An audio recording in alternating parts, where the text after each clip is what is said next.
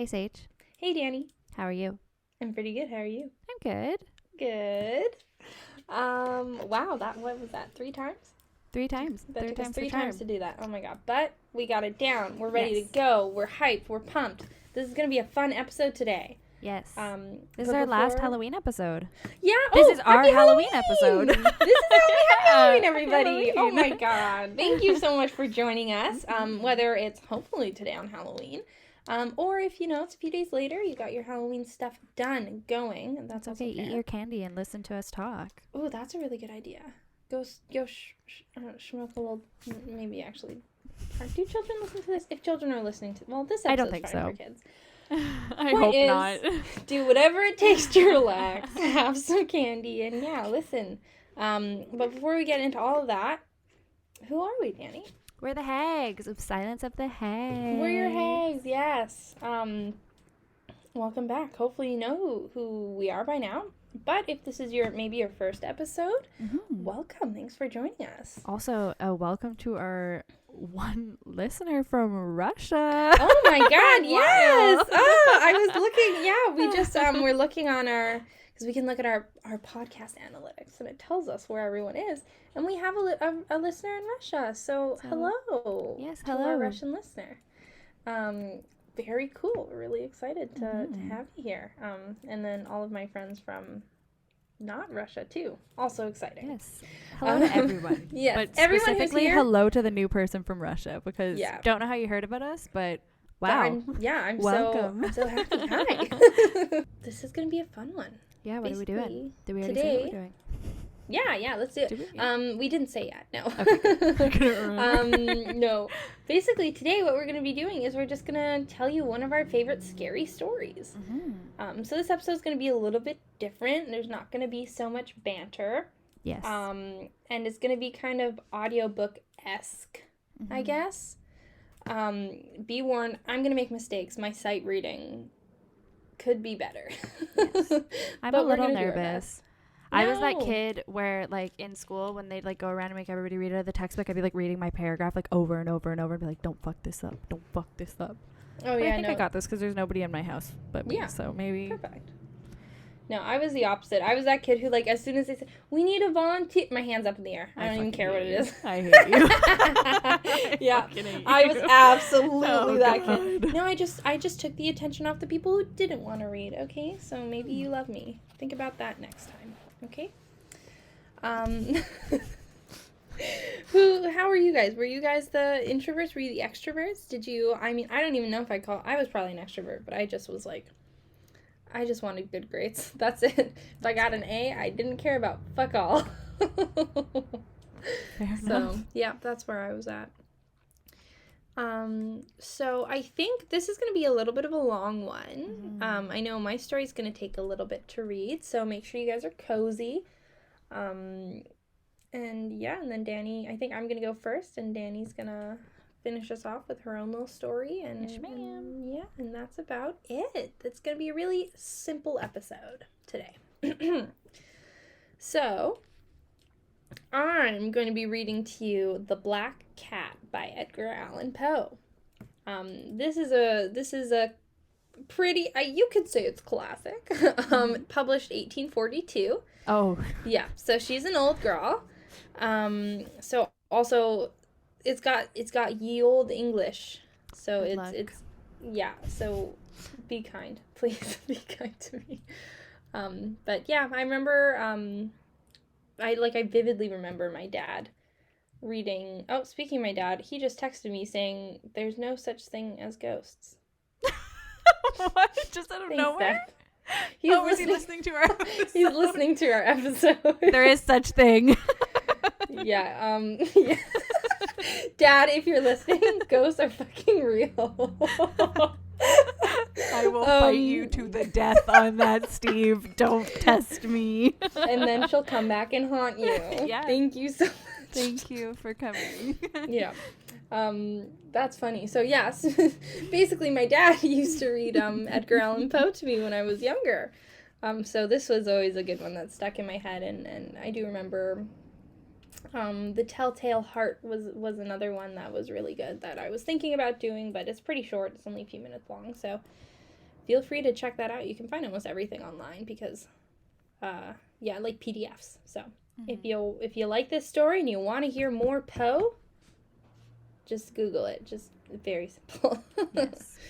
So yeah, I'm just gonna get started. So, for the most wild yet most homely narrative which I am about to pen, I neither expect nor solicit belief. Mad indeed would I be to expect it, in a case where my very senses reject their own evidence. Yet, mad am I not, and surely do I not dream. But tomorrow I die, and today I would unburden my soul. My immediate purpose is to place before the world, plainly, succinctly, and without comment, a series of mere household events. In their consequences, these events have terrified, have tortured, have destroyed me. Yet I will not attempt to expound them. To me they have presented little but horror. To many they will seem less terrible than baroques. Hereafter, perhaps, some intellect may be found which will reduce my phantasm to the commonplace, some intellect more logical and far less excitable than my own, which will perceive, in the circumstances I detail with awe, nothing more than an ordinary succession of very natural causes and effects. From my infancy I was noted for the docility and humanity of my disposition. My tenderness of heart was even so conspicuous as to make me the jest of my companions. I was especially fond of animals, and was indulged by my parents with a great variety of pets. With these I spent most of my time, and never was so happy as when feeding and caressing them. This peculiarity of character grew with my growth, and, in my manhood, I derived from it one of my principal sources of pleasure. To those who have cherished an affection for a faithful and sagacious dog, I need hardly be at the trouble of explaining the nature or the intensity of the gratification thus derivable. There is something in the unselfish and self-sacrificing love of a brute which goes directly to the heart of him who has had frequent occasion to test the paltry friendship and gossamer fidelity of mere man. I married early, and was happy to find in my wife a disposition not uncongenial with my own. Observing my partiality for domestic pets, she lost no opportunity of procuring those of the most agreeable kind. We had birds, goldfish, a fine dog, rabbits, a small monkey, and a cat. This latter was a remarkably large and beautiful animal, entirely black, and sagacious to an astonishing degree. In speaking of his intelligence, my wife, who at heart was not a little tinctured with superstition, made frequent allusions to the ancient popular notion which regarded all black cats as witches in disguise. Not that she was ever serious upon this point, and I mention the matter at all for no better reason than that it happens, just now to be remembered. Pluto, this was the cat's name, was my favorite pet and playmate. I alone fed him, and he attended me wherever I went about the house. It was even with difficulty that I could prevent him from following me through the streets. Our friendship lasted in this manner for several years, during which my general temperament and character, through the instrumentality of the fiend intemperance, had, I blush to confess it, experienced a radical alteration for the worse. I grew day by day more moody, more irritable, more regardless of the feelings of others. I suffered myself to use intemperate language to my wife. At length, I even offered her personal violence. My pets, of course, were made to feel the change in my disposition. I not only neglected, but ill-used them. For Pluto, however, I still retained sufficient regard to restrain me from maltreating him, as I made no scruple of maltreating the rabbits, the monkey, or even the dog, when by accident or through affection they came in my way. But my disease grew upon me, for what disease is like alcohol, and at length, even Pluto, who was now becoming old, and consequently somewhat peevish, even Pluto began to experience the effects of my ill temper. One night, returning home, much intoxicated, from one of my haunts about town, I fancied that the cat avoided my presence. I seized him when, in his fright at my violence, he inflicted a slight wound upon my hand with his teeth. The fury of a demon instantly possessed me. I knew myself no longer. My original soul seemed, at once, to take its flight from my body, and a more than fiendish malevolence, gin-nurtured, thrilled every fiber of my frame. I took from my waistcoat pocket a penknife, opened it, grasped the poor beast by the throat, and deliberately cut one of its eyes from its socket. I blush, I burn, I shudder while I pen the damnable atrocity. When reason returned with the morning, when I had slept off the fumes of the night's debauch, I experienced a sentiment half of horror, half of remorse, for the crime of which I had been guilty, but it was, at best, a feeble and equivocal feeling, and the soul remained untouched. I again plunged into excess, and soon drowned in wine all memory of the deed. In the meantime, the cat slowly recovered. The socket of the lost eye presented, it is true, a frightful appearance, but he no longer appeared to suffer any pain. He went about the house as usual, but, as might be expected, fled in extreme terror at my approach. I had so much of my old heart left as to first be grieved by this evident dislike on part of a creature which had once so loved me. But this feeling soon gave throat to irritation, and then came, as if to my final and irrevocable overthrow, the spirit of perverseness. On this spirit philosophy takes no account. Yet I am not more sure that my soul lives than I am that the perverseness is one of the primitive impulses of the human heart, one of the indivisible primary faculties or sentiments which give direction to the character of man. Who has not 100 times found himself committing a vile or silly action for no other reason than because he knows he should not? Have we not a perpetual inclination in the teeth of our best judgment to violate that which is law, merely because we understand it to be such? This spirit of perverseness, I say, came to my final overthrow. It was this unfathomable longing of the soul to vex itself, to offer violence to its own nature, to do wrong for the wrong's sake only, that urged me to continue and finally to consummate the injury I had inflicted upon the unoffending brute. One morning, in cold blood, I slipped a noose around its neck and hung it to the limb of a tree, hung it with the tears streaming from my eyes and with the bitterest remorse at my heart. Hung it because I knew that it had loved me, and because I felt it had given me no reason of offense. Hung it because I knew that in doing so, I was committing a sin, a deadly sin that would so jeopardize my immortal soul as to place it, if such a thing were possible, even beyond the reach of the infinite mercy of the most merciful and most terrible God. On the night of the day on which this cruel deed was done, I was aroused from sleep by the cry of fire. The curtains of my bed were in flames. The whole house was blazing. It was with great difficulty that my wife, a servant, and myself made our escape from the conflagration. The destruction was complete. My entire worldly wealth was swallowed up, and I resigned myself thenceforward to despair.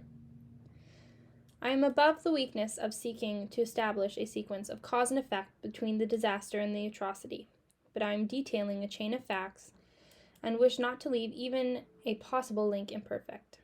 On the day succeeding the fire, I visited the ruins. The walls, with one exception, had fallen in. This exception was found in a compartment wall, not very thick, which stood about the middle of the house, and against which had rested the head of my bed. The plastering had there, in great measure, resisted the action of the fire, a fact which I attributed to its having been recently spread. About this wall a dense crowd were collected, and many persons seemed to be examining a particular portion of it with every minute and eager attention. The words strange, singular, and other similar expressions excited my curiosity. I approached and saw, as if graven in bas relief upon the white surface, the figure of a gigantic cat. The impression was given with an accuracy truly marvelous. There was a rope about the animal's neck. When I first beheld this apparition, for I could scarcely regard it as less, my wonder and my terror were extreme, but at length reflection came to my aid. The cat, I remember, had been hung in a garden adjacent to the house. Upon the alarm of fire, this garden had been immediately filled by the crowd, by some one of whom the animal must have been cut from the tree and thrown, through an open window, into my chamber. This had probably been done with the view of arousing me from sleep. The falling of other walls had compressed the victim of my cruelty into the substance of the freshly spread plaster, the lime of which, with the flames and the ammonia from the carcass, had accomplished the portraiture as I saw it. Although I thus readily accounted to my reason, if not altogether to my conscience, for the startling fact just detailed, it did not, the less, fail to make a deep impression upon my fancy. For months I could not rid myself of the phantasm of the cat, and during this period there came into my spirit a half-sentiment that seemed, but was not, remorse. I went so far as to regret the loss of the animal, and to look about me, among the vile haunts which I now habitually frequented, for another pet of the same species, and of somewhat similar appearance, with which to supply its place. One night, as I sat half stupefied in a den of more than infamy, my attention was suddenly drawn to some black object, reposing upon the head of one of the immense hogsheads of gin, or of rum, which constituted the chief furniture of the apartment. I had been looking steadily at the top of this hogshead for some minutes, and what now caused me surprise was the fact that I had not sooner perceived the object thereupon. I approached it and touched it with my hand. It was a black cat, a very large one, fully as large as Pluto, and closely resembling him in every respect but one. Pluto had not a white hair upon any portion of his body, but this cat had a large, although indefinite, splotch of white covering nearly the whole region of its breast. Upon my touching him, he immediately arose, purred loudly, rubbed against my hand, and appeared delighted with my notice. This, then, was the very creature of which I was in search. I had once offered to purchase it of the landlord, but this person made no claim to it, knew nothing of it, had never seen it before. I continued my caresses, and when I prepared to go home, the animal evinced a disposition to accompany. I permitted it to do so, occasionally stooping and patting it as I proceeded. When it reached the house, it domesticated itself at once, and became immediately a great favorite with my wife. For my own part, I soon found a dislike to it arising within me. This was just the reverse of what I had anticipated, but, I know not how or why it was, its evident fondness for myself rather disgusted and annoyed me. By slow degrees, these feelings of disgust and annoyance rose into the bitterness of hatred. I avoided the creature, a certain sense of shame, and the remembrance of my former deed of cruelty preventing me from physically abusing it. It did not, for some weeks, strike or otherwise violently ill use it, but gradually, very gradually, I came to look upon it with unutterable loathing, and to flee silently from its odious presence, as from the breath of a pestilence. What added, no doubt, to my hatred of the beast was the discovery, on the morning after I brought it home, that, like Pluto, it also had been deprived of one of its eyes. This circumstance, however, only endeared it to my wife, who, as I have already said, possessed, in a high degree, that humanity of feeling which had once been my distinguishing trait, and the source of many of my simplest and purest pleasures. With my aversion to this cat, however, its partiality for myself seemed to increase. It followed my footsteps with a pertinacity which it would be difficult to make the reader comprehend. Whenever I sat, it would crouch beneath my chair, or spring upon my knees, covering me with its loathsome caresses. If I arose to walk, it would get between my feet, and thus nearly throw me down, or, fastening its long and sharp claws in my dress, clamber, in this manner, to my breast. At such times, although I longed to destroy it with a blow, I was yet withheld from doing so, partly by a memory of my former crime, but chiefly, let me confess it at once, by absolute dread of the beast. This dread was not exactly a dread of physical evil, and yet I should be at a loss how otherwise to define it. I am almost ashamed to own, yes, even in this felon's cell, I am almost ashamed to own, that the terror and horror with which the animal inspired in me had been heightened by one of the merest chimeras it would be possible to conceive. My wife had called my attention more than once to the character of the mark of white hair of which I have spoken, and which constituted the sole visible difference between the strange beast and the one I had destroyed.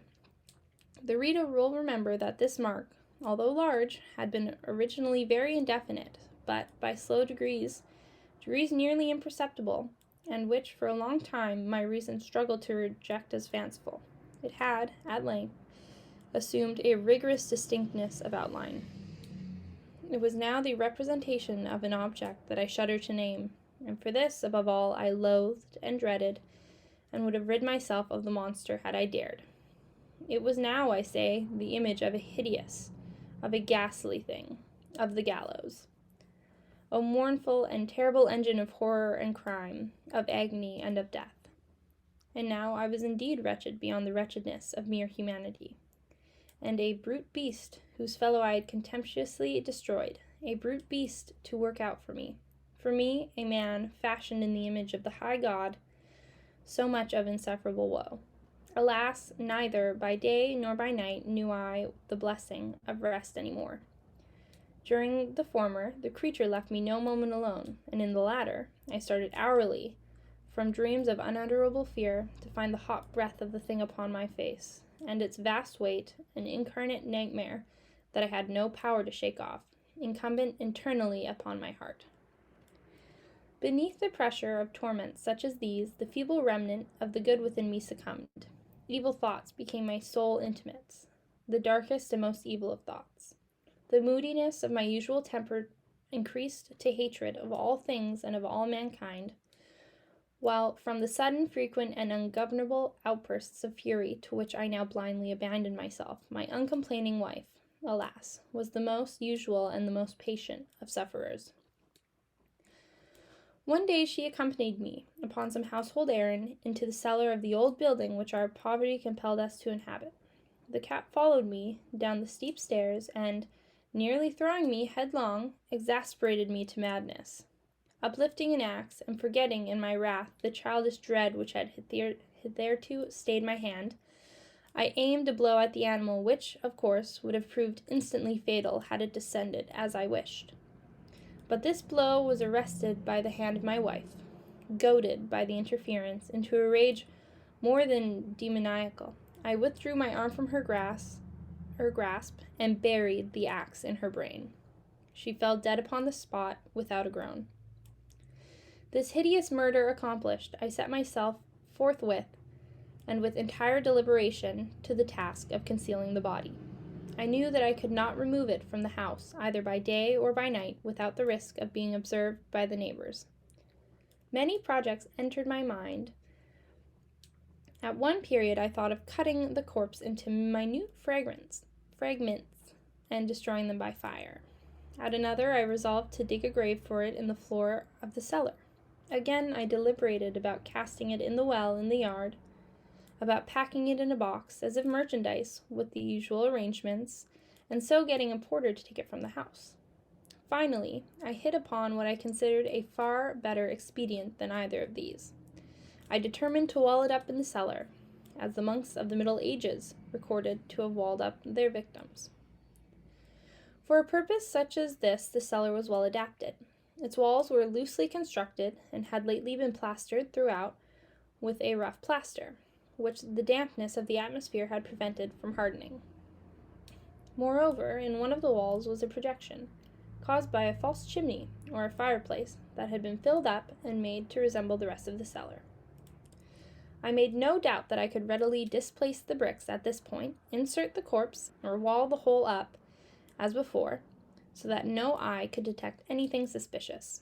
And in this calculation I was not deceived.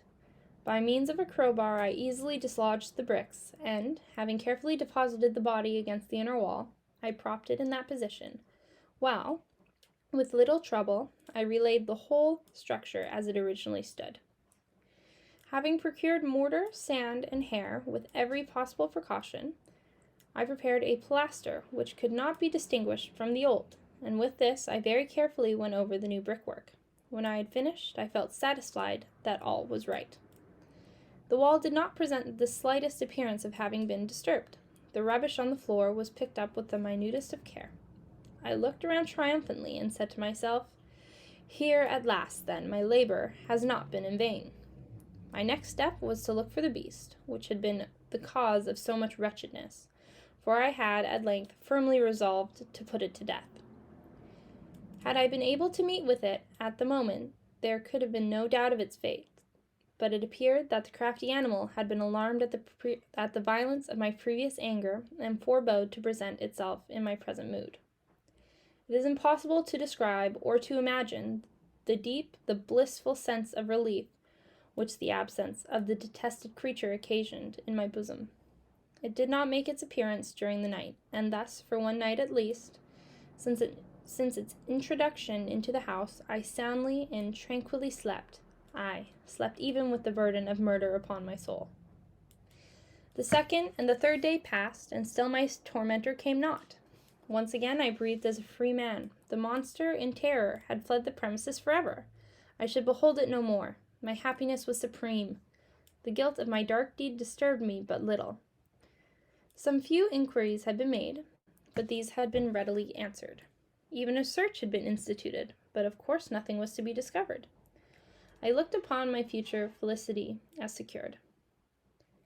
Upon the 4th day of the assassination, a party of the police came, very unexpectedly, into the house, and proceeded again to make rigorous investigation of the premises. Secure, however, in the inscrutability of my place of concealment, I felt no embarrassment whatever. The officers bade me accompany them in their search. They left no nook or corner unexplored. At length, for the 3rd or 4th time, they descended into the cellar. I quivered not a muscle. My heart beat calmly as that of one who slumbers in innocence. I walked the cellar from end to end. I folded my arms upon my bosom and roamed easily to and fro. The police were thoroughly satisfied and prepared to depart. The glee at my heart was too strong to be restrained. I burned to say if but one word, by way of triumph, and to render doubly sure their assurance of my guiltlessness. "Gentlemen," I said at last, as the party ascended the steps, "I delight to have allayed your suspicions. I wish you all health and a little more courtesy. By the by, gentlemen, this is a very well-constructed house."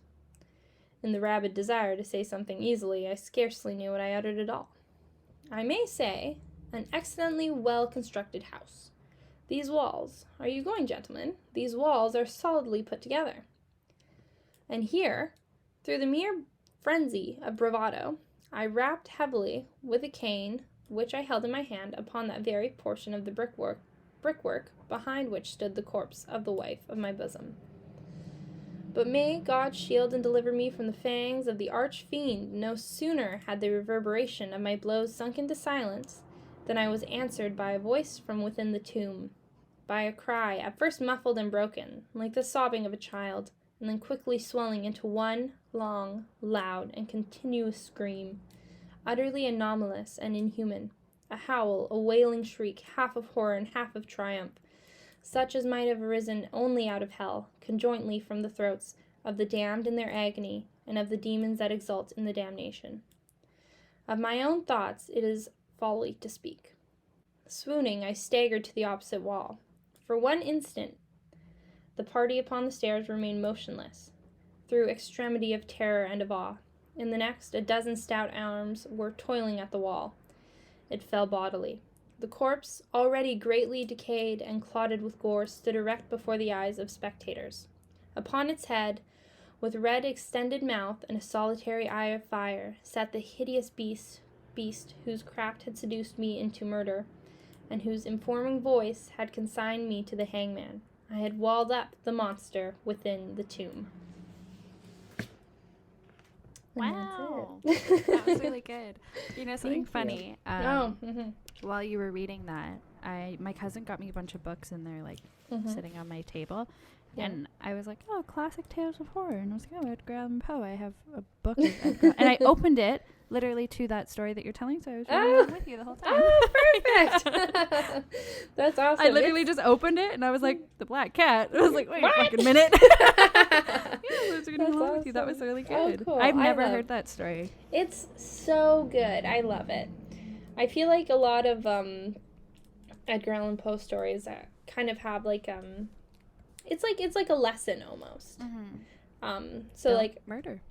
don't murder. But The Telltale Heart is a similar story. I don't want to spoil it. I mean, it is from the 1800s, so maybe get on that. But it's got a similar kind of vibe. Yes. But much shorter, so easier to read if you don't have a lot of time. Yeah. But my other favorite Edgar Allan Poe is The Premature Burial. Also very good. Oh, wait. Right up your alley. I was going to say, I feel like I've read that. That sounds familiar. Yeah, I haven't read any Poe for many moons, but this definitely is a standout story to me. Yeah, that was really good. Thank you. Oh, wow, thank you. You also, y'all listening better be clapping. That was a little stressful to get through. There are some times where I was like, oh god, just finish the sentence, it'll be okay. Anywho. Your dad sent us an email. Dad! Oh, that's so cute. Oh, it says, God. Hey ladies, Halloweek Day 1 is my favorite episode so far. The new theme song is awesome. Love you gals. Keep it up. Oh, thanks, Dad. Your dad. Oh, that's so cute. I just opened my phone. I was like, what the fuck? I think it's your turn. It's my turn. Oh my god, I'm so excited. Danny's is... Oh, I'm so excited. This one's very suspenseful. So I had several options, but I wanted to know from an outside perspective which one was the most intriguing. So I read them probably about a quarter, maybe a third of the way through to Nico, all of them. And he just said, fuck you. He's like, I need to know how all of them end. And I was like, well, you only get one. Which one do you want to know how it ends the most? I'm not going to tell it to you because you have to listen to the podcast, but which one? Yeah. But this was the one that I really thought was super cool. I feel like for me, I wanted to do something a little different because I feel like a lot of scary stories are pretty old, you know, like there's not really many modern ones, and if there are, they're not short stories. Short stories are really old now. Like nobody does short stories anymore. I really like short stories. I agree. It's either like short stories. It's either like a whole novel, or it's like a paragraph. Yeah, totally agree. I want a short story. So this one is called Patient Zero by, I'm so sorry if I mess up this name. It's either Tananaruve Due. It sounds like... I mean, I can't see it, the words in front of me, but that sounds about right. I'm so sorry if I mess up this name, but I probably... Tanana, we're so sorry. No, it's Tananaruve. Like, that's all one word. Just for reference, because I think this is one that's like... Ooh, sorry. Makes more sense if you're reading it on a paper. I'm going to be saying dates because it's written as if it was being written into a diary. Okay. So September 19th, the picture came. Veronica tapped on my glass and woke me up, and she held it up for me to see. It's autographed and everything. For you, Veronica mouthed at me, and she smiled a really big smile. The autograph says, To Jay, I'll throw a touchdown for you. I couldn't believe it. Everybody is laughing at me because of the way I yelled and ran in circles around my room until I fell on the floor and scraped my elbow. The janitor, Lou, turned to the intercom box outside my door and said, Kid, you've gone crazier than usual. What do you care about that picture for? Don't they know Dan Marino is the greatest quarterback of all time? I taped the picture to the wall over my bed. On the rest of my wall, I have maps of the United States and the world and the solar system. I can find Corsica on the map and the Palau Islands, which most people haven't even heard of. And I know the order that all the planets are in. But there's nothing on my wall like Dan Marino. That's the best. The other best thing I have is a cassette tape from the time the president called me on the telephone when I was 6. He said, Hi, is Jay there? This is the president of the United States. He sounded just like he did on TV. My heart flipped because it was so weird to hear the president say your name. I couldn't think of anything to say back. He asked me how I was feeling, and I said I was fine. That made him laugh, like he thought I was making a joke. Then his voice got real serious, and he said everyone is praying and thinking about me, and then he hung up. When I listen to that tape now, I wish I had thought of something else to say. I used to think he might call me another time, but it only happened once in the beginning, so I guess I'll never have a chance to talk to the president again. After Veronica gave me the picture of Marina, I asked her if I could get somebody to fix my TV so I can see the football games. All my TV can play is videos. Veronica said there aren't any football games, and I got mad because I hate when they lie. It's September, I said. There's always football games in September. But Veronica told me that the NFL people had a meeting and decided not to have football anymore. and maybe it would start again, but she wasn't sure because nobody except me was thinking about football. At first, after she said that, it kind of ruined the autograph because it seemed like Dan Marino must have been lying too. But Veronica said he was most likely talking about throwing a touchdown for me in the future, and I felt better then. This notebook is from Miss Manigat, my tutor, who is Haitian. She said I should start writing down my thoughts and everything that happens to me. I said I don't have any thoughts, but she said that was ridiculous. That's her favorite word, ridiculous. Oh, I should say I'm 10 today. If I were in regular school, I would be in 5th grade like my brother was. I asked Miss Manigat what grade I'm in. She said I don't have a grade. I read like I'm in 7th grade. I do math like I'm in 4th grade, she says. She says I don't exactly fit in anywhere, but I'm very smart. Miss Manigat comes every day, except on weekends. She's my best friend, but I have to call her Miss Manigat instead of her first name, which is Emmeline, because she is so proper. She's very neat and wears skirts and dresses, and everything about her is clean except her shoes, which are dirty. Her shoes are supposed to be white, but whenever I see her standing outside of the glass, when she hasn't put on her plastic suit yet, her shoes look brown and muddy. Those are my thoughts. September 20th. I had a question today. Veronica never comes on Fridays, and the other nurse, Renee, isn't as nice as she is. So I waited for Miss Manigat. She comes at 1. I said, you know how they give sick children their last wish when they're dying? Well, when Dr. Ben told me to think of the one thing I wanted for my birthday, I said I wanted an autograph of Dan Marino. So does that mean I'm dying and they're giving me my last wish? I said this really fast. I thought Miss Manigat would say I was being ridiculous, but she smiled, put her hand on top of my head, and her hand felt stiff and heavy inside her big glove. Listen, little old man, she said, which is what she calls me because she says I do so much more worrying. You're a lot of things, but you aren't dying. When everybody can be as healthy as you, it'll be a happy day. The people here always seem to be waiting, and I don't know what for. I thought maybe they were waiting for me to die, but I believe Miss Manigat. If she doesn't want to tell me something, she just says, leave it alone, Jay, which is her way of letting me know that she'd rather not say anything at all than tell a lie. October 5th. The lights in my room started going on and off again today. It got so hot that I had to leave my shirt off until I went to bed. Miss Manigat couldn't do her lesson the way she wanted to because of the lights not working right. She said it was an emergency generator. I asked her what the emergency generator was, and she said it something that sounded funny. Same old, same old. That was all she said. I asked her if the emergency generator was the reason Dr. Ben took the television out of my room, and she said yes. She said everybody is conserving energy, and I had to do my part too. But I miss my videos. There's nothing at all to do when I can't watch my videos. I hate it when I'm bored.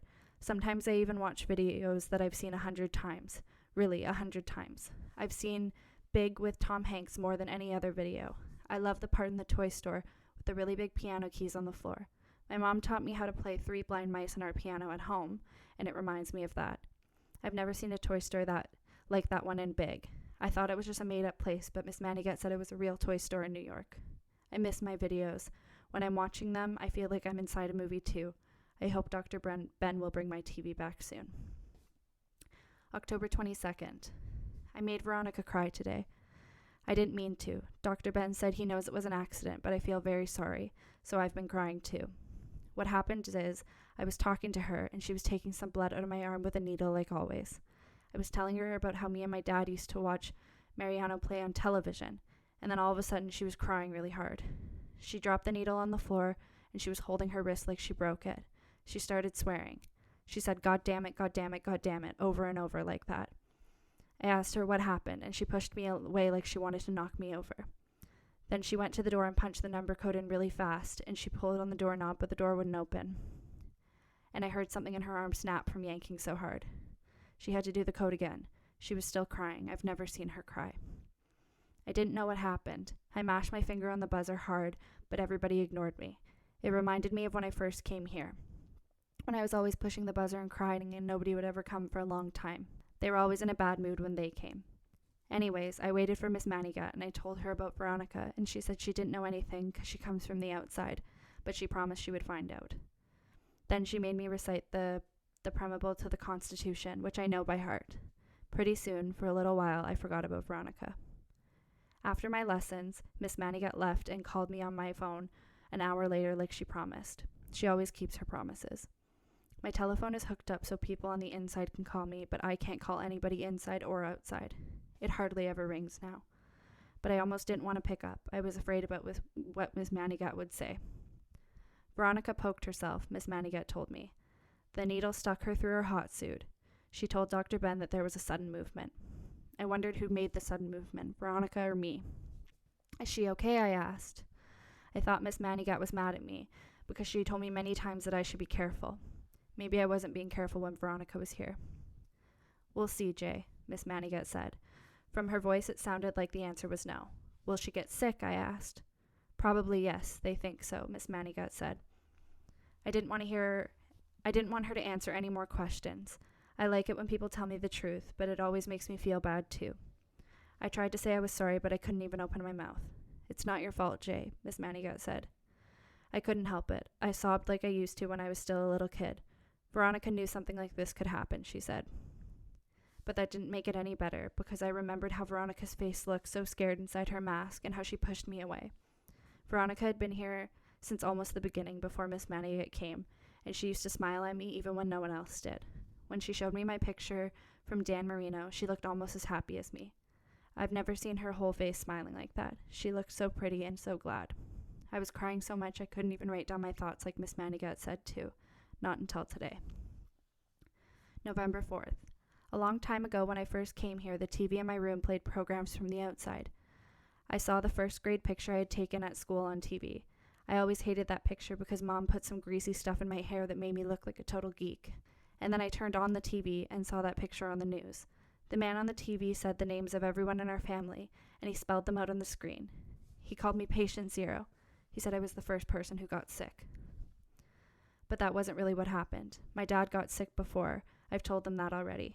He got it away on his job in Alaska. My dad traveled a lot because he drilled for oil, but he came home early that time. We weren't expecting him till Christmas, but he came when it was only September, close to my birthday. He said he'd been sent home because some people on his oil crew got sick. One of them had even died.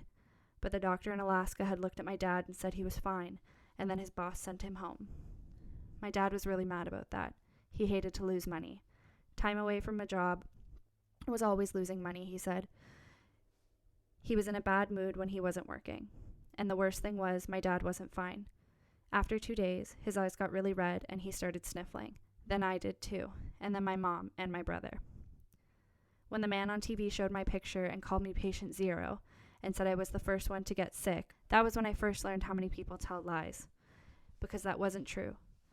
Somebody on my dad's oil rig caught it first, and then he gave it to my dad, and then my dad gave it to me and my mom and my brother. But one thing he said was right. I was the only one who got well. My Aunt Lori came here to live at the lab with me at first, but she wasn't here long, because her eyes had already turned red by then. She came to take care of me and my brother before my mom died, but probably she shouldn't have done that. She lived all the way in California, and I bet she wouldn't have gotten sick if she hadn't come to Miami to be with us. But even my mom's doctor didn't know what was wrong then. Nobody could warn her about what would happen if she got close to us. Sometimes I dream I'm calling Aunt Lori on my phone. Please, please don't come. Aunt Lori and my mom were twins. They look exactly alike. After Aunt Lori died, I was the only one left in my whole family. I got very upset when I saw that news report. I didn't like hearing someone talk about my family like that. People who didn't even know us. And I felt like maybe the man on the TV was right, and maybe it was all my fault. I screamed and cried the whole day. After that, Dr. Ben made me fix my TV so I couldn't see the news anymore, or the programs from the outside. Just cartoons and kids' movies on videos. The only good thing was that when the president called me, I think he was sorry when he heard what happened to my family. When I asked Dr. Ben if they're still talking about me on the news, he just shrugs his shoulders. Sometimes Dr. Ben won't say yes or no if you ask him a question. It doesn't matter, though. I think the TV people probably stopped showing my picture a long time ago. I was just a little kid when my family got sick. I've been here for 4 whole years. I almost forgot. Veronica isn't back yet. November 7th. I've been staring at my Dan Marino picture all day, and I think the handwriting on the autograph looks like Dr. Ben's. But I'm afraid to ask anyone about that. Oh, yeah. And yesterday, the power was off in my room for the whole day. Same old, same old. That's what Miss M would say. November 12th.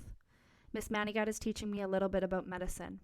I told her I want to be a doctor when I grow up, and she says she thinks that's a wonderful idea because she believes people will always need doctors. She says I will be in a good position to help people, and I asked her if that's because I've been here so long, and she said yes. The first thing she taught me is about diseases. She says that in the old days, a long time ago, diseases like typhoid used to kill people because of the unsanitary conditions and dirty drinking water. But people got smarter and doctors found drugs to cure it, so diseases didn't kill people as much anymore. Doctors are always trying to stay a step ahead of the disease, Miss Manigat says. But sometimes they can't. Sometimes a new disease comes. Or maybe it's not a new disease, but an old disease that has been hidden for a long time until something brings it up out into the open. She said that's how nature balances the planet, because as soon as doctors find cures for one thing, there's always something new. Dr. Ben said my disease is new. There is a long name for it that I can't remember how to spell, but most of the time people here call it virus J. In a way, see, it's named after me. That's what Dr. Ben said, but I don't like that. Miss Manigat said after my dad came home, the virus got in my body and attacked me just like it did everyone else. So I got really, really sick for a lot of days. Then I thought I was completely better. I stopped feeling bad at all. But the virus was already in my brother and my mom and my dad, and even our doctors from before, Dr. Wolf and Miss Manigat said it was very aggressive, which means doctors didn't know how to kill it. Everybody wears yellow plastic suits and airtight masks when they're in my room because the virus is still in the air and it's in my blood and it's on my plates and my cups whenever I finish eating. They call the suits hot suits because the virus is hot in my room. Not like fire, but dangerous. Miss Manigat says virus J is extra special in my body because even though I'm not sick anymore, except for when I feel like I have a temperature and I have to lie down sometimes, the virus won't go away. I can make other people sick even when I feel fine. So she said that makes me a carrier. Miss Manigat said Dr. Ben doesn't know anybody else who's gotten well except for me. Oh, except for maybe there are some little girls in China. Veronica told me once that there was a little girl in China the same age as me who didn't get sick either. But when I asked Dr. Ben, he said he didn't know if that was true. And Miss Manigat told me it might have been true once, but those girls were not alive anymore. I asked her if they died of virus J, and she said no. 3 times. She told me to forget all about the little girls in China, almost like she was mad. I'm the only one like me that she knows about for sure, she says. The only one left. That's why I'm here, she says. But I already knew that part. When I was little, Dr. Ben told me about antibodies and stuff in my blood, and he said the reason him and Renee and Veronica all the other doctors take so much blood from me all the time until they make up purple bruises on my arms and I feel dizzy is so they can try to help other people get well too. I've had almost 10 surgeries since I've been here. I think they've even taken parts out of me, but I'm not really sure. I look the same on the outside, but I feel different on the inside. I had surgery on my belly a year ago, and sometimes, when I'm climbing the play rope hanging from the ceilings in my room, I feel like it hasn't healed right, like I'm still cut open. Miss Manigat says that's only in my mind, but it really hurts. I don't hate anything like I hate operations. I wonder if that's what happened to the other little girls, if they kept getting cut up until they died. Anyways, it's been over a year since I had my operations. I keep telling Dr. Ben they can have as much blood as they want, but I don't want any more operations, please. Dr. Ben said there's nobody in the world better to make people well, if they can only figure out how. Miss Manigat says the same thing. That makes me feel a little bit better about virus J. I was happy Miss Manigat told me about disease because I don't want her to treat me like a baby the way everybody else does. That's what I always tell her. I like to know things. I didn't even cry when she told me Veronica died. Maybe I got all my crying over with in the beginning because I figured out a long time ago nobody gets better once they get sick. Nobody except for me. November 14th. Today I asked Miss Manigat how many people have virus J. Oh, Jay, I don't know, she says. I don't think she was in the mood to talk about disease. Just guess, I said. Miss Manigat thought for a long time. She opened her notebook and began drawing lines and boxes for me to see. Her picture looked like tiny brown lines all over an oak tree leaf. We had a tree called a live oak in our backyard, and my dad said it was more than 100 years old. He said trees sometimes live longer than people do, and he was right, because I'm sure that tree is still standing in our yard even though my whole family is gone. This is how it goes, Jay, Miss Manigat said, showing me her pencil tip, one line branched down to the next. People are giving it to each other. They don't usually know they're sick for 2 weeks, but they've passed it on to a lot of other people.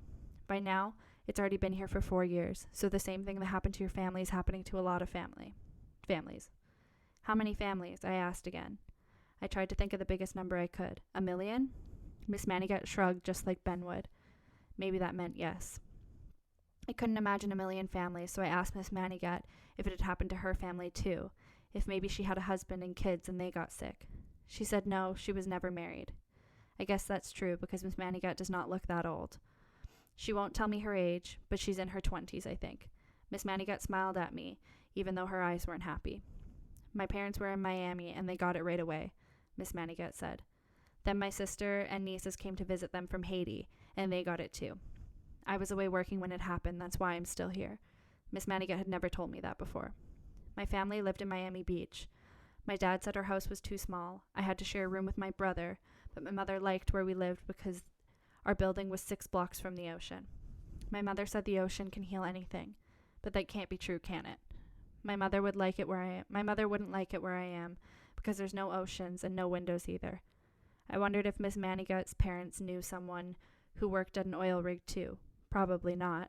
Probably they got it from my dad and me. Miss Manigat, I said, maybe you should move inside like Dr. Ben and everyone else. Oh, Jay, Miss Manigat said, like she was trying to sound cheerful.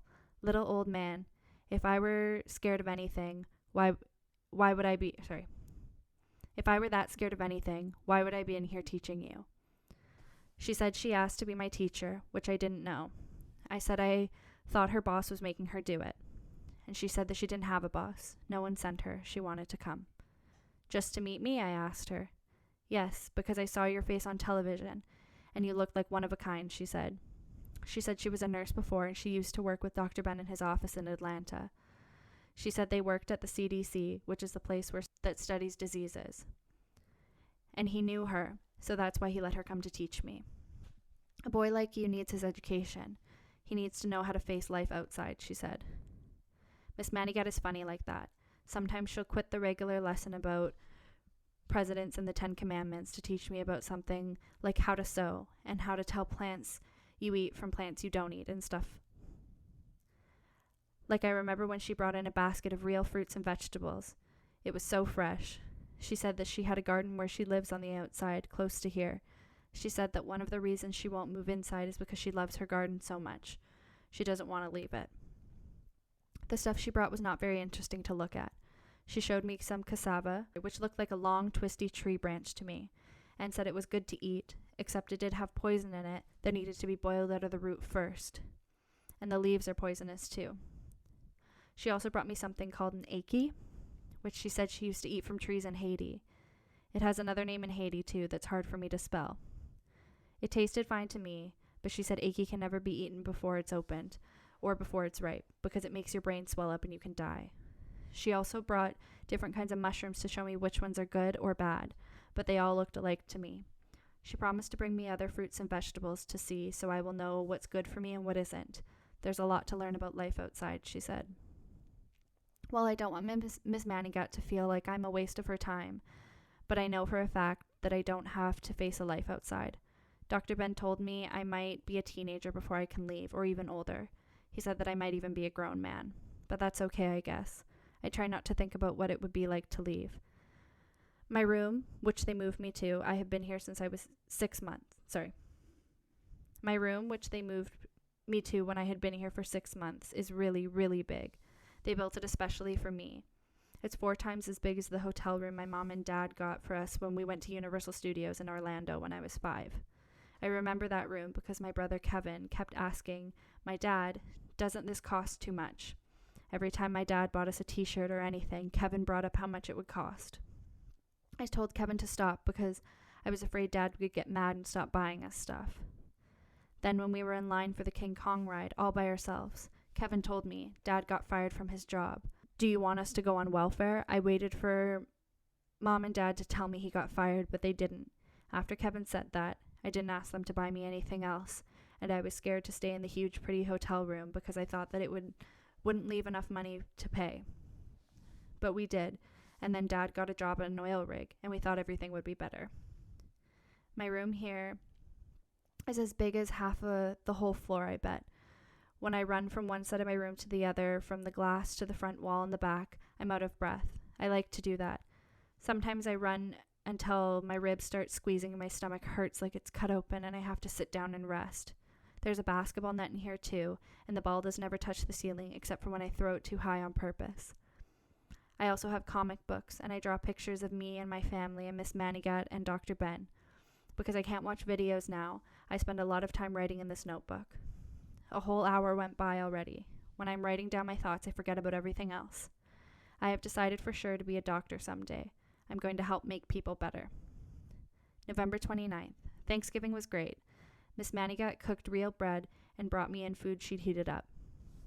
I couldn't tell everything except the bread and the cassava was from a can, like always, but it tasted much better than my regular food. I haven't had bread in a long time. Because of her mask, Miss Manigat ate her dinner before she came, and she sat and watched me eat. Renee came in too, and she surprised me when she gave me a hug. She never does that. Dr. Ben came in for a little while at the end. He hugged me too, but he said he couldn't stay because he was busy. Dr. Ben doesn't come visit me much anymore. I could always see he was growing a beard, and it was almost all white. I've seen Dr. Ben's hair when he's outside of the glass, when he isn't wearing his hot suit, and his hair is brown, not white.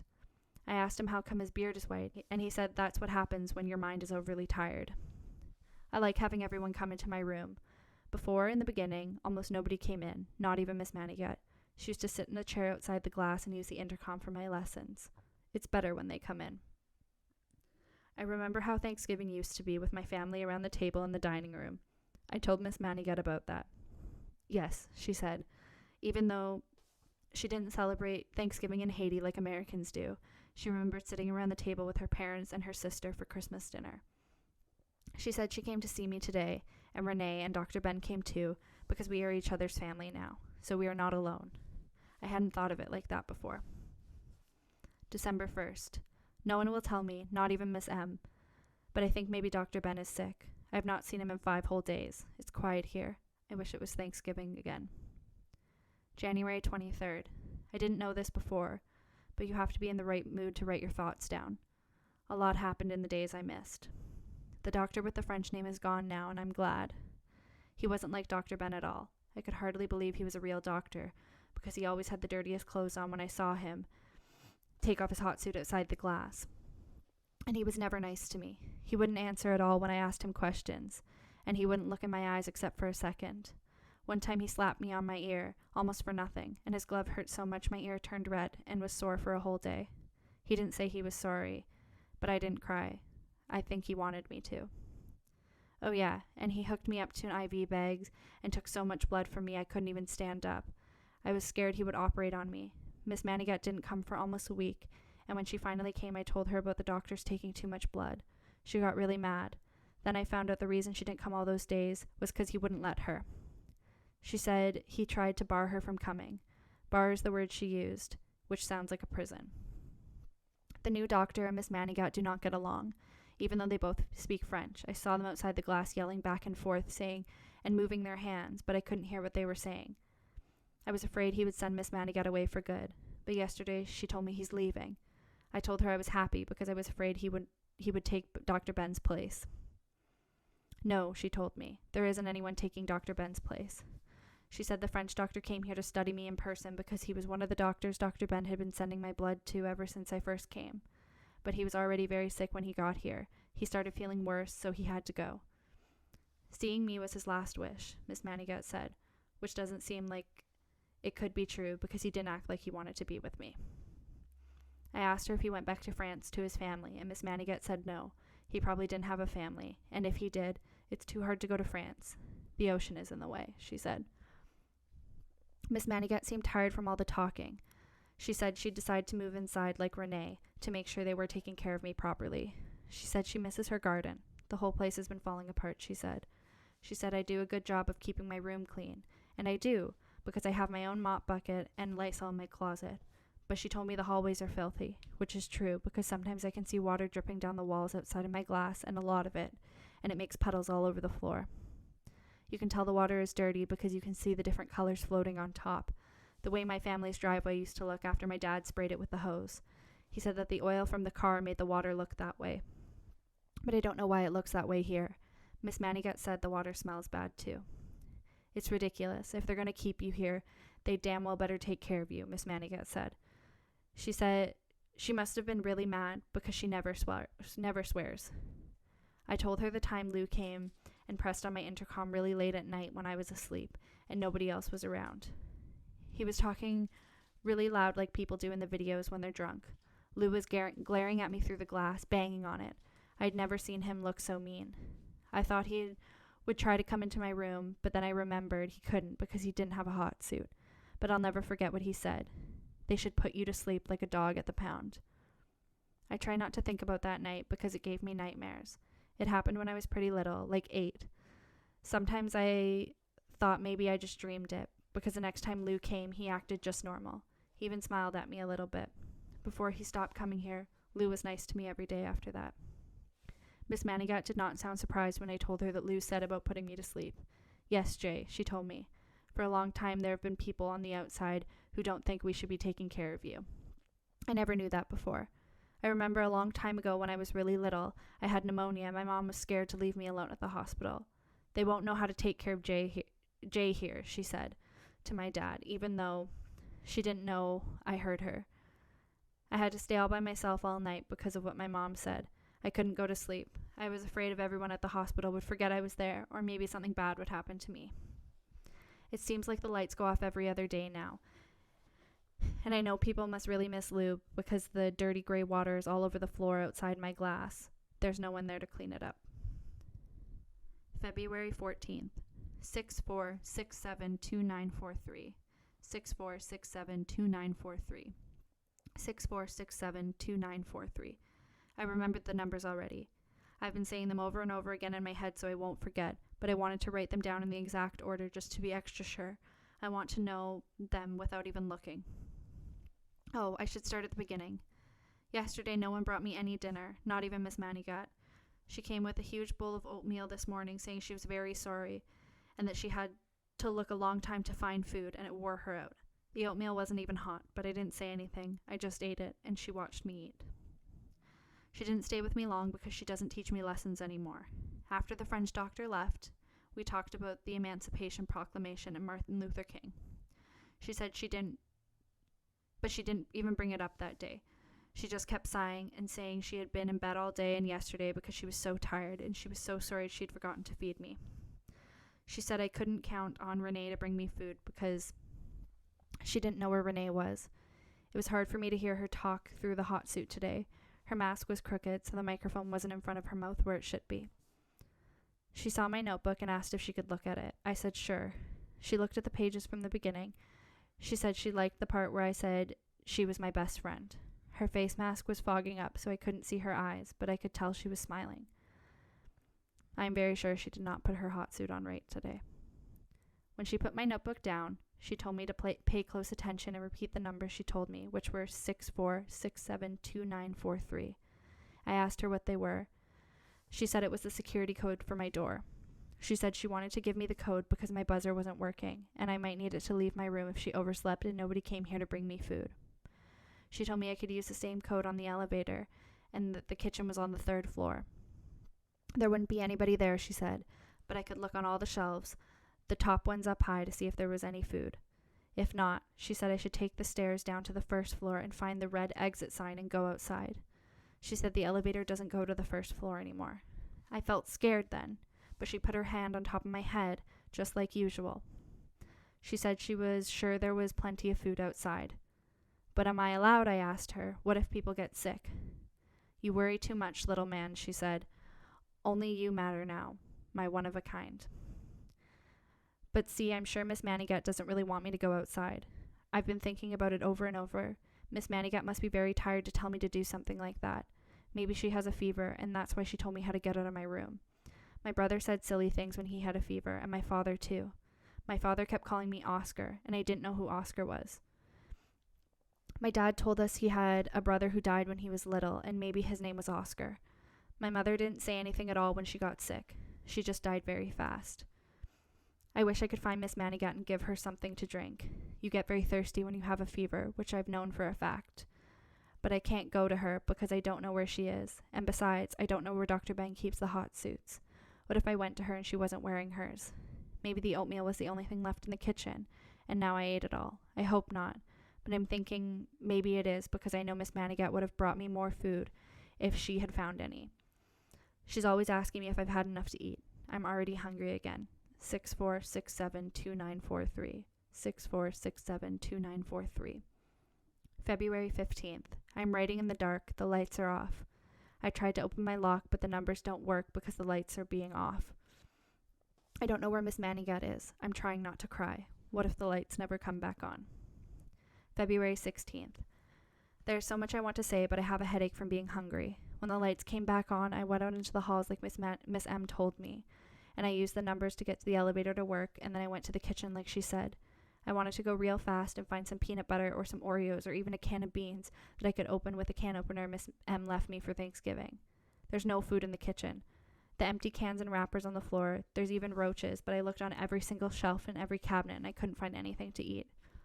The sun was shining really bright from the window. I almost forgot what the sun looks like. When I went to the window, I saw a big empty parking lot outside. At first I thought there were diamonds all over the ground because of the sparkles, but it was just a lot of broken glass. I could only see one car, and I thought it was Miss M's, but Miss M would never leave her car looking like that. For one thing, it had 2 flat tires. Anyways, I don't think there's anybody here today, so I thought of a plan. I have to go now. Miss M, this is for you, whoever comes looking for me. I know somebody will find this notebook if I leave it in my bed. I'm very sorry I had to leave in such a hurry. I didn't want to go outside, but isn't it okay if it's an emergency? I am really hungry. I'll just find some food and bring it with me, and then I'll come right back. I'm leaving my door open so I won't get locked out. Maybe, Miss M, I'll find your garden with cassavas and ackee like you showed me, and I'll know the good parts from the bad parts. If someone sees me and I get in trouble, I'll just say I didn't have anything to eat. Whoever is reading this, don't worry. I'll tell everybody I see, please, please, do not get too close to me. I know Dr. Ben was very worried that I might make someone sick. That's it. Oh, that one was good. Very suspenseful. Yes, definitely. And very like sad. I still want to know what's gonna happen. Like it's not done. Like it's done, but it's not done. Yeah. Yeah. Oh, that poor little boy. I know. That's crazy. Yeah, it's pretty wild. Also, I feel like pretty on brand for the world right now. Yeah, very true. Yeah. Yeah. Oh man, that was good though. Yeah. I'm kind of a bummer, but mostly good. Kind of a bummer, but good. I think they're all bummers though. Yeah, obviously it's like a zombie. Yeah. Outbreak for those of you who didn't get it at all. That's obviously what it is. Yeah. And he was the one survivor, so it was from the point of view of a survivor, which I think is a cool take because I feel like everything, it's never from the point of the view of the person who's gotten it and survived it. Yeah, totally. Yeah. Yeah. No. That's very my scary cool. story. My spooky story. Your spooky zombie I'm apocalypse not going to call it a scary story. An eerie story. Your creepy story. My eerie story. No, for sure. Thank you so much. Yeah, that was a lot. That was really good though. Well, thank you guys for listening to our tuning into this audiobook episode.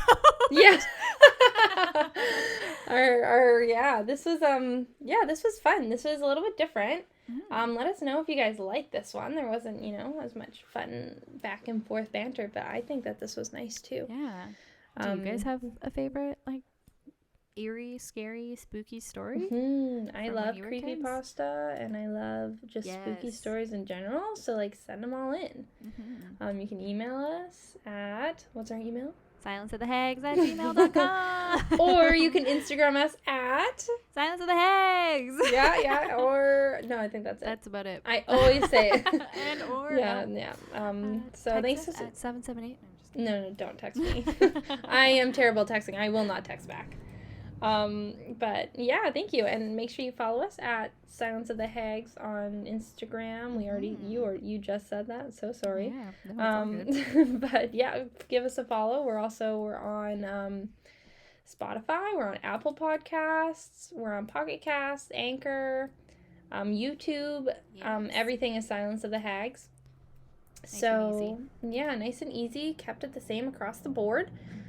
And yeah, make sure you give us some rates and reviews on Apple Podcasts. Thanks so much for everyone who already has. But yeah, drop your suggestions. And have a happy Halloween, guys. Be safe also. Yeah. Oh my goodness, I know. Yeah, Please. I'll be at work probably when you're listening to this. I do work a midnight shift on Halloween. Next week you're only gonna get one mini episode because we're taking a little bit of a break. We still want you guys to have to hear our voices. Of course, don't want to deprive you of that. So on the Wednesday we're gonna what's the word? I want to say release. We're gonna release a Deadly Detour and give you guys a heads up for the season, and then we'll be right back into it on Monday the 9th. Yes, sir. Yeah. All right, guys. Thanks so much for tuning in. Yeah. And have a happy Halloween. Happy Halloween, everyone. We'll see you next week. All right. Bye-bye. Bye-bye.